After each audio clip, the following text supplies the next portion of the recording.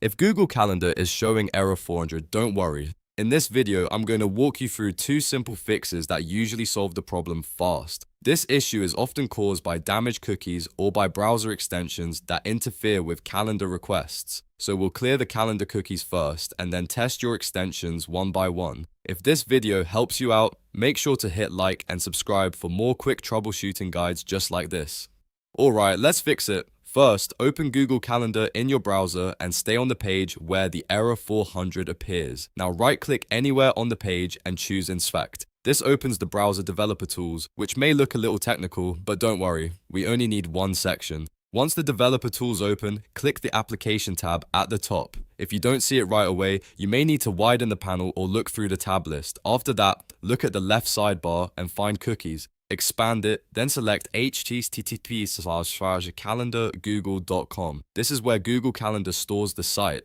That's its site data that can sometimes become corrupted. Now, on the right side, right-click the URL entry and click Clear. This removes the calendar cookies for that site only, which is a safe way to reset the page without affecting everything in your browser. After clearing the cookies, refresh the Google Calendar page and check if the error is gone. In many cases, that alone is enough to get everything working again. If the error is still showing, the next thing to check is your browser extensions. According to users in the Google Calendar help community, anti-tracking and ad blocking extensions are common causes of error 400 because they can rewrite calendar request links or interfere with how the page loads. To test this, go to your browser's extension menu and turn off your extensions one by one.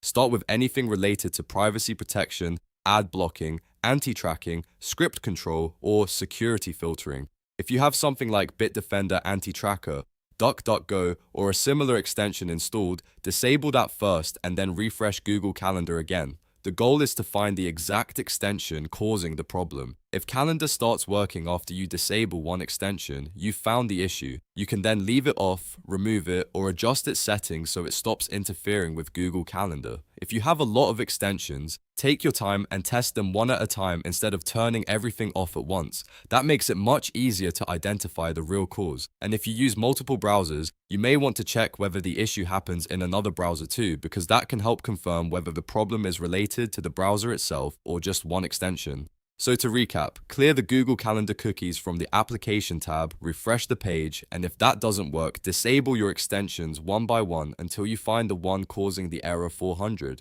These two fixes solve the problem for many users and can save you a lot of time. If this tutorial helped, please hit the like button and subscribe for more easy tech fixes, and I'll see you in the next video.